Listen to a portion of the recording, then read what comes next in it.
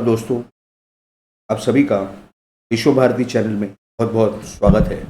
आज हम आपको काफ़ी सारी अच्छी जानकारी देने जा रहे हैं, खास करके इस विषय पर कि आप लोगों को यानी भारत की जनता को किस तरह से गुमराह किया जा रहा है। और जानकारी मिलने के बाद कई सारे सूत्रों से हमें जानकारी मिलती रहती है। वो जानकारी मिलने के बाद हमारा ये कर्तव्य बनता है कि हम अपने भारत की जनता को इस बारे में जागृत करें और अलर्ट करें। और ये जो हम आपको जानकारी देने जा रहे हैं, थोड़ा सा एक हिस्सा हम आपको 22 जुलाई को कुछ दिन पहले यानी 3-4 दिन पहले आपको थोड़ी सी जानकारी दे चुके हैं, लेकिन डिटेल आज हमारे हाथ में आई है, तो हम आपको वो भी पूरी जानकारी देंगे।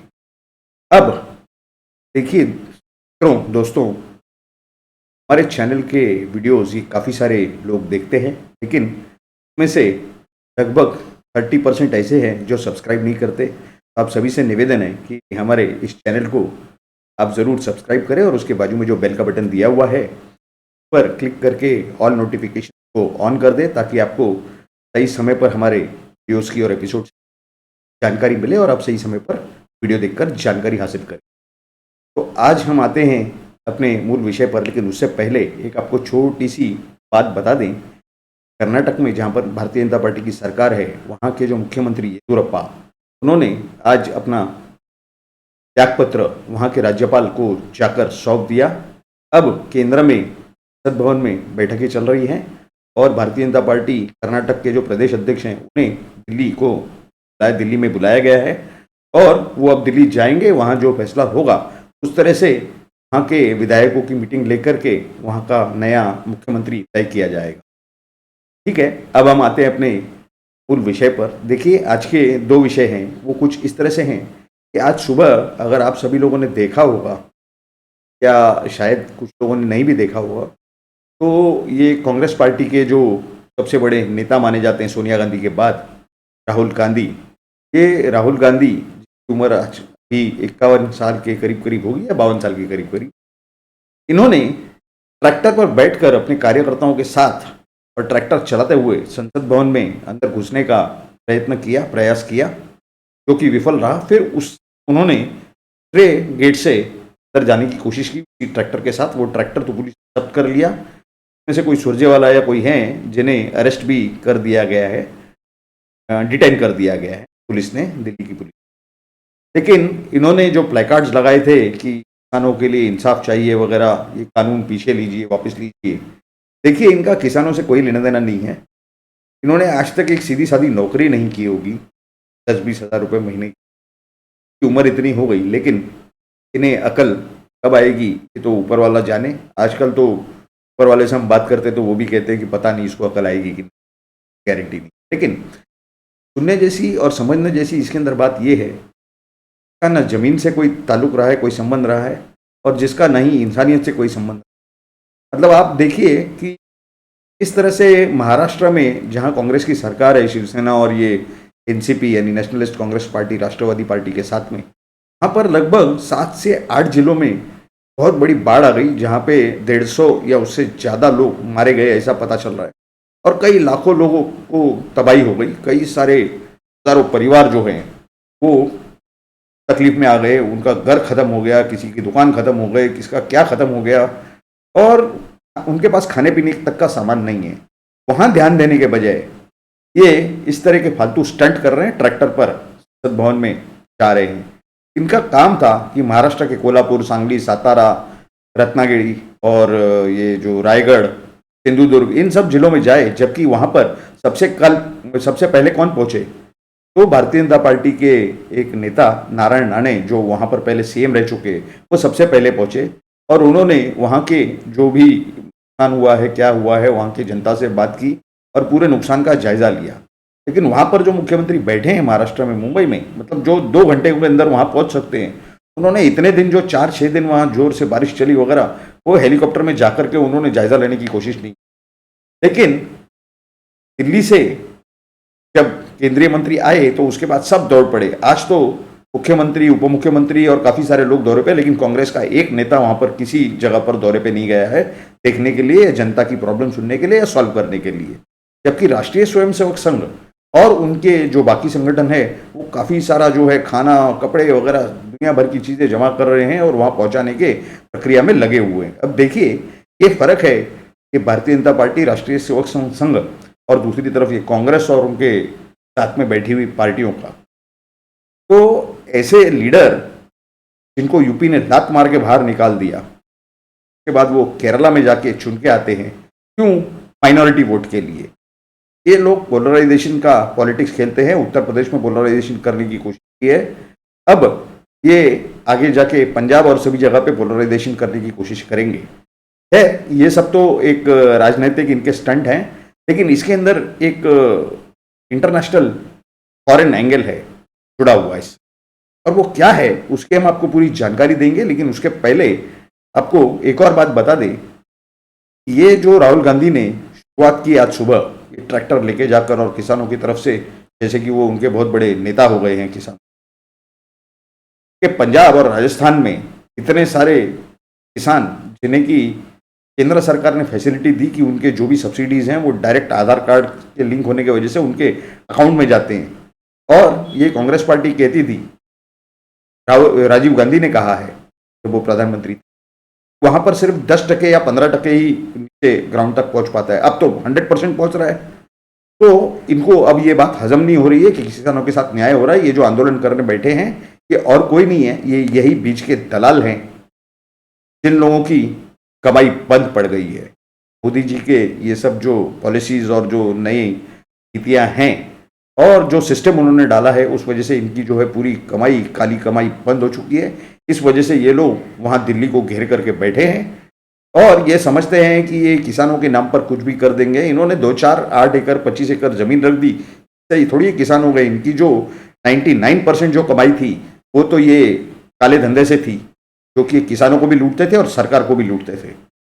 खैर, अब विषय पे आते हैं कि ये फॉरेन एंगल क्या है इसके अंदर। उसके पहले आपको बता दें कि जैसे ही ये राहुल गांधी ये ट्रैक्टर लेके घुसने की कोशिश की, अच्छा ये अंदर जाने के बाद में जब पहली बार नहीं जा पाए, दूसरी बार जब उनका ट्रैक्टर ही जब्त कर दिया गया, उसके बाद जब ये अंदर गए उसके थोड़े ही समय में एक खबर आई, आने वाले 15 अगस्त को यानी आज़ादी के दिन 15 अगस्त 2021 को ट्रैक्टर रैली निकालेंगे ये किसान लोग। अब ये किसान तो है ही नहीं, पहले तो ये है ही दलाल। दूसरी बात, ये ट्रैक्टर रैली निकालेंगे उसी दिन, तो जैसे हमने 26 जनवरी के 6 दिन पहले बता दिया था कि ये लोग किस तरह का तमाशा करने जा रहे हैं और देश का इमेज खराब करने जा रहे हैं। देश की, पूरे देश की जो छवि है वो पूरे विश्व के सामने ये लोग खत्म कर देना चाहते।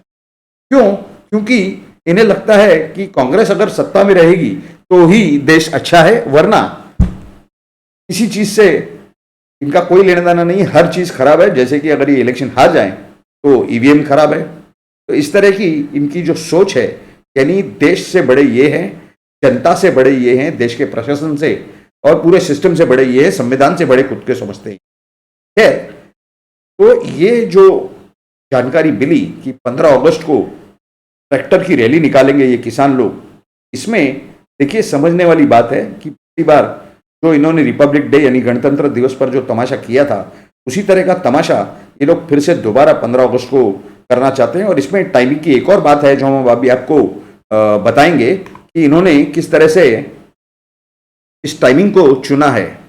और वो देखिए इसमें दो चीज़ें हैं। एक तो 15 अगस्त ये आज़ादी दिन है, ये तो है ही है, और उसमें ये लोग जो इनका जो गलत इंटेंशन है यानी वो तो दिख ही रहा है, और इसमें सभी पार्टियां एक साथ जुड़ रही हैं, ये भी हमें जानकारी मिल रही है। लेकिन दूसरी रीज़न है इस टाइमिंग की, दूसरी वजह आपको हम बताते हैं। देखिए आज ही सुबह कई सारे वर्तमान पत्रों में ये न्यूज़पेपर्स में बात छप के आई कि प्रधानमंत्री कार्यालय में जो ये इंडिपेंडेंस डे के जो कार्यक्रम है उसके बारे में जो गेस्ट की लिस्ट है वो तैयार की जा रही है। गेस्ट की लिस्ट यानी आप समझ लीजिए कि विदेशों के कई सारे मंत्रीगण वगैरह को यहाँ पर बुलाया जाता है उस समय एक मान सम्मान के तौर पे। तो पिछली बार भी कुछ आए थे और कुछ कैंसिल हुए थे, ऐसी कुछ बात हुई थी। लेकिन इस बार इन्होंने ये तय करके रखा था कि जिस तरह से वो लिस्ट वहां पर बनना शुरू होगी या बन जाएगी जिस दिन, उस दिन हम ये करें ताकि वो विदेशी जो मेहमान यहाँ पर आएंगे उनके सामने तमाशा हो। यानी फॉरेन मीडिया तो वहाँ रहता ही रहता है, लेकिन जबकि कोई फॉरेन डिग्निटरीज यहाँ पर विजिट पर हों ऐसे दिन पर, जबकि ये आज़ादी का दिन हो यानी राष्ट्रीय उत्सव का दिन हो एक तरह से, तो उस दिन देश की जो प्रतिमा है, जो छवि है, वो पूरी तरह खराब करके नष्ट कर देनी और कहना कि भारत में कोई लॉ एंड ऑर्डर नहीं है, कोई सिस्टम नहीं है और यहाँ पर पूरी अपनी मनमानी चलती है। देखिए, सपोर्ट ये लोग खुद करते हैं और बाद में खराब बोलते हैं, देश का नाम खराब करते हैं। अब ये लोग जिस तरह से नाम खराब कर रहे हैं इस देश का और उस प्रक्रिया में लगे हुए, पिछली बार भी आपने देखा कि किस तरह से ये टूल किट का पूरा मामला बाहर आया था, तो इसमें एक जॉर्ज सोरोस नाम के व्यक्ति का नाम आया था। जॉर्ज सोरोस ये एक फॉरेन व्यक्ति हैं, ये भारतीय नहीं है। जिस तरह से ये क्वात्रोची हुए या ये जो भी लोग हैं, ये सब फॉरेन व्यक्तियों के इन्वॉल्वमेंट से यहाँ पर काले कारनामे होते हैं। जैसे कि आप अगर देखेंगे तो सबसे पहले जो स्कैम आया था कांग्रेस के सरकार में, वो फेयरफैक्स था, वो 1970s या 80s की बात होगी। उसके बाद में ये बोफोर्स, और पिछले जो 2008 से लेकर के 2014 तक 6 सालों में तो कम से कम नहीं तो 150 स्कैम उनके निकले थे। जैसे कि आपके विजय माल्या हैं या आपके नीरव मोदी, ये सब उन्हीं की देन है। अब देखिए, ये सब के चलते ये लोग खुद सब करते करवाते हैं और बाद में ये इल्ज़ाम लगाएंगे नरेंद्र मोदी को सरकार संभालने नहीं आता, अमित शाह काहे के गृह मंत्री है, उन्होंने रिजाइन करना चाहिए, उन्होंने त्यागपत्र देना चाहिए। अरे भाई, आप एक तरफ से खुद दंगे करते हो, सबको भड़काते हो और उसके बाद में आप इल्ज़ाम लगाते हो काउंसिल ऑफ मिनिस्टर्स पर, प्रधानमंत्री पर, गृह मंत्री पर। ये कहाँ की तरीका है? ये टोटल गलत तरीका है। ये देश को नुकसान करने वाला काम है, उसी दिशा में ये लोग काम कर रहे हैं।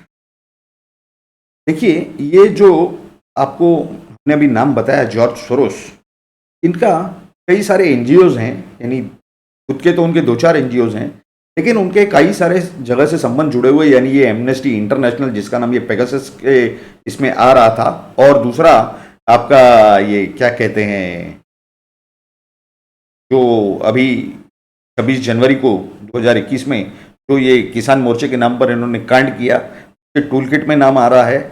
और ये कोई इसी विषय में जो कोई महिला थी या लड़की थी जो बात कर रही थी, जहाँ से ये सब ट्विटर के ऊपर वो टूल किट लीक हो गया, वहीं से ये सब बातें ट्रेस हुई कि ये जॉर्ज सोरोस कौन है, क्या है। लेकिन ये जो है, ये उसी मार्केट का आदमी है, यानी जिसे भारत में खान मार्केट गैंग कहते हैं या लुटियंस मीडिया कहते हैं। ये लोग अंतर्राष्ट्रीय सर्कल में उसी में आते हैं, उसी में उनका उठना बैठना है।